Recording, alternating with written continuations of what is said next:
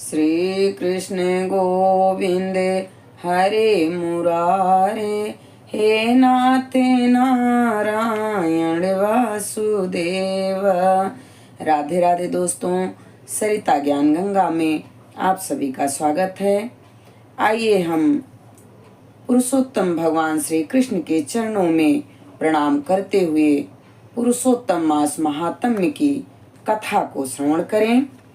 23वां अध्याय। महाराज दृढ़धनवा ने महर्षि वाल्मीकि से विनय पूर्वक कहा, हे मुनि श्रेष्ठ, पुरुषोत्तम मास में दीप दान का क्या फल है, मुझे बतलाने की कृपा कीजिए। महर्षि वाल्मीकि बोले, हे राजन, दीप दान की इस पापनाशनी कथा को सुनने से 5 प्रकार के पाप दूर हो जाते हैं, अतः आप इसे ध्यान पूर्वक सुनो। सौभाग्य नगर में सत्यवक्ता अत्यंत बुद्धिमान और पराक्रमी चित्रबाहु नाम के एक प्रसिद्ध राजा हुए। वे राजा सहनशील, सब धर्मों के जानने वाले, शीलवान, रूपवान, दयालु, ब्राह्मण, भक्त, भगवत चरित्र सुनने वाले, अपनी स्त्री से प्रेम करने वाले, त्रिवान हाथी, घोड़ा, रथियों, पैदल सेना वाले तथा निधन्यायु युक्त थे। वे श्री कृष्ण के अतिरिक्त अन्य किसी देवता को नहीं मानते थे। एक दिन चित्रबाहु ने दूर से आते हुए मुनि श्रेष्ठ अगस्त जी को देखा। राजा ने दंडवत प्रणाम करके उनसे विधि पूर्वक पूजन किया।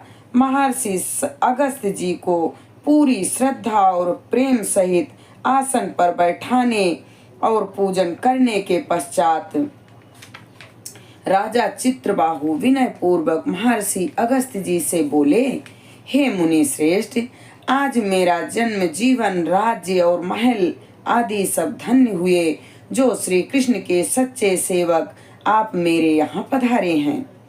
तारों की चमक तभी तक है जब तक सूर्योदय ना हो। इसी प्रकार अन्य ब्राह्मण तभी तक पूजनीय हैं जब तक वैष्णव ब्राह्मण ना हो। अगस्त जी बोले, हे चित्रबाहु, तुम धन्य हो तथा तुम्हारी प्रजा धन्य है, जो तुम सरीखे वैष्णव राजा से रक्षित हैं। उस राज्य में न रहे जहाँ वैष्णव राजा ना हो। सूने वन में रहना अच्छा है, किंतु अवैष्णव राज्य में रहना अच्छा नहीं है। भले आदमी उसे ही राजा कहते हैं जो श्री कृष्ण के चरण का आश्रयी हो। उसके ही राज्य में प्रजाजन सुखी रहते हैं। हे राजन, आज मेरे नेत्र सफल हुए जो तुमने देखा, तथा वाणी सफल हुई जो तुम्हारे साथ बातचीत की। इस राज्य का आप पालन करिए, यह मेरी आज्ञा है। अब मैं जाता हूँ। श्री नारायण आगे बोले, इस प्रकार कहकर जब अगस्त ऋषि जाने को तत्पर होने लगे, तब राजा चित्रबाहु की ईश्वर भक्त और पतिव्रता रानी चंद्रकला ने आकर उन्हें भक्ति पूर्वक प्रणाम किया। अगस्त जी बोले, अटल सौभाग्यवती रहो और कृष्ण भक्ति तथा पति सेवा में तुम्हारी प्रीति इसी प्रकार बनी रहे। जब महर्षि अगस्त जी यह आशीर्वाद दे रहे थे, महाराज चित्रबाहु सिर झुकाकर और हाथ जोड़कर बोले, मेरे पास अटूट संपत्ति, अकंटक राज्य, पतिव्रता, आज्ञाकारिणी पत्नी आदि सभी सुख किस पुण्य से प्राप्त हुए हैं। श्री नारायण बोले, जब राजा ने इस प्रकार मुनि से निवेदन किया, तब महर्षि अगस्त जी ने एकाग्र मन से ध्यान करने के बाद राजा को उनके पूर्व जन्म की यह कथा सुनाई। महर्षि अगस्त जी ने राजा जी से कहा, हे राजन, मैंने तुम्हारे पूर्व जन्म का सब चरित्र जान लिया है। वह सब इतिहास तुमसे कहता हूँ, ध्यान पूर्वक सुनो। अपने पूर्व जन्म में तुम चमत्कार नामक नगर में शूद्र जाति में मणिग्रीव नाम से प्रसिद्ध थे और जीव हिंसा करने में लगे रहते थे। नास्तिक, दुष्ट स्वभाव, पराई स्त्रियों को छीनना, किए हुए उपहार को ना मानने वाले, शिष्टाचार से रहित तुम स्वभाव से ही थे। इस समय जो तुम्हारी नारी है, यही पूर्व जन्म में मन, वचन और कर्म से पति परायणा तुम्हारी स्त्री थी। पाप कर्म के कारण तुम्हें भाई बंधुओं ने जाति से अलग कर दिया था। राजा ने भी तुम्हारे अपराधों के कारण तुम्हारा धन छीन लिया था, और जो बाकी धन बचा वह जाति के भाइयों ने छीन लिया। इस प्रकार धन नष्ट होने पर तुम्हारी पुनः बहुत से धन पाने की इच्छा हुई। धन नाश होने पर भी इस सती स्त्री ने तुमको नहीं छोड़ा था, परंतु अन्य जनों से निष्कृत होने के कारण तुम नगर छोड़कर वन में जीवों को मारकर अपना निर्वाह करने लगे थे। अगस्त जी ने आगे कहा, हे राजन, उस जन्म में तुम शिकारी मणिग्रीव के रूप में जैसे तैसे गुजारा कर रहे थे। एक दिन तुम शिकारी मणिग्रीव धनुष बाण लेकर वन में शिकार की खोज में गया, जहाँ पर बहुत से मृग आदि पशु रहते थे। उस मनुष्यहीन जंगल में रास्ता भूले एक महान योगी उपदेव जी अत्यंत व्यथित होकर घूम रहे थे। दोपहर का समय था और मुनि को रास्ता नहीं मिल रहा था। प्यास के कारण उपदेव जी व्याकुल होकर वहीं गिर पड़े तथा बेहोश हो गए।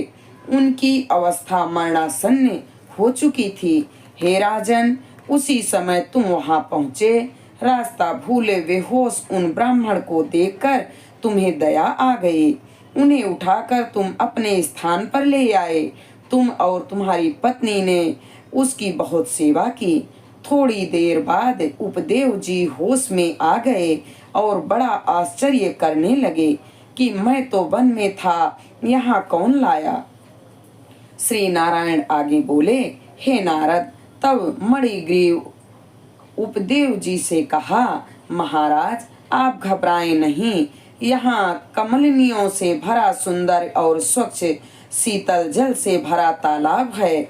आप वहाँ चलकर स्नान करें और प्रातः कर्म से निवृत्त होकर फलाहारियों जलपान करें और तत्पश्चात सुखपूर्वक विश्राम करें। उपदेव ब्राह्मण होश में आने के पश्चात मणिग्रीव की बात सुनते हुए प्यास लगने के कारण उठे। तब मणिग्रीव ने उनको सहारा देने के लिए भुजा पकड़ ली। उसी के सहारे वह ब्राह्मण तालाब पर पहुँचे और किनारे पर पुनः विश्राम करने लगे। तालाब के किनारे बट वृक्ष की छाया में विश्राम के बाद स्नान कर नित्य कर्म कर वासुदेव भगवान के पूजन में लग गए। तदनंतर देवता तथा पितृ तर्पण किया और बाद में शीतल जल पीकर उसी वट वृक्ष के नीचे बैठ गए।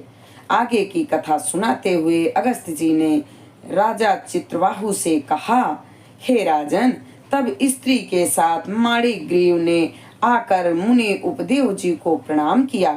अत्यंत विनम्र भाव से मणिग्रीव उपदेव जी से बोला, हे ब्राह्मण, हमें उद्धार करने के लिए आज आप यहाँ पधारे हैं। आपके दर्शन मात्र से मेरे पाप दूर हो गए हैं। यह कहकर मणिग्रीव अपनी स्त्री से बोला, अरे सुंदरी, पके हुए तो आम आदि फल हैं, वे शीघ्र ले आओ, देर न करना, और जो भी अन्य फल हो वे भी ले आना। इस प्रकार अपने स्वामी के वचन सुनकर वह पतिव्रता शीघ्र ही उठकर अपनी झोपड़ी से कंद फल आदि ले आई और ब्राह्मण के लिए सन्मुख रख दिए। ब्राह्मण मणिग्रीव बोला, हे मुनि श्रेष्ठ मुनि जी, इन फलों को स्वीकार करके हम दोनों को कृपया कृतार्थ करें। उपदेव जी बोले, हे भले आदमी, मैं तुमको नहीं जानता, तुम कौन हो, अपना परिचय दीजिए। मणिग्रीव बोला, ब्राह्मण श्रेष्ठ, मैं एक शूद्र हूँ। मणिग्रीव मेरा नाम है। अपने जाति भाइयों ने मेरा त्याग कर दिया है। इसी प्रकार उनके वचन सुनकर ब्राह्मण ने फलाहार कर लिया। उस समय मणिग्रीव तथा उसकी पत्नी भांति भांति से उनकी सेवा करते रहे। जब जलपान करके उपदेव जी सुखपूर्वक बैठ गए, तब मणिग्रीव ने उनके चरण गोद में रखकर दबाना तथा उसकी पत्नी ने हवा करना प्रारंभ कर दिया। मणिग्रीव बोला, हे मुनि श्रेष्ठ, इस भयंकर निर्जन वन में जहाँ हिंसक जीव विचरण कर रहे हैं तथा जल भी प्राप्त नहीं है, आप कैसे पधारे? उपदेव जी बोले, महाभाग, मैं ब्राह्मण हूँ। प्रयागराज जाते हुए इस दारुण वन में आकर रास्ता भूल गया था। मैं थक गया था, प्यास बड़े जोर की लग रही थी और मैं मरणासन्न था। तभी तुमने मुझे जीवन दान दिया। हे मणिग्रीव, तुम दोनों स्त्री पुरुष ने इस घोर वन में वास क्यों लिया है, यह तो मुझे बता दो। कदाचित मैं तुम्हारे किसी दुख को दूर कर सकूं। इस तरह की मनमोहक और प्रेम पूर्ण वाणी को सुनकर अपने मन में दुख दारिद्र्य से मुक्ति की लालसा लिए मणिग्रीव अपने दुष्कर्मों और उनके प्राप्त इस करुण दशा की संपूर्ण गाथा सुनाने लगा। इति श्री पुरुषोत्तम मास महात्म्य दृढ़ धन्वापाख्याने नाम त्रयोविंशो अध्याय संपूर्ण। यहाँ पर 23वां अध्याय संपन्न हुआ। हम यहीं पर अपनी वाणी को विराम देते हैं। आगे की कथा कल। हरे राम राम राम हरे हरे, हरे कृष्ण कृष्ण कृष्ण हरे हरे। श्री पुरुषोत्तम भगवान श्री कृष्ण के चरणों में हमारा कोटि कोटि प्रणाम स्वीकार हो। जय श्री कृष्ण।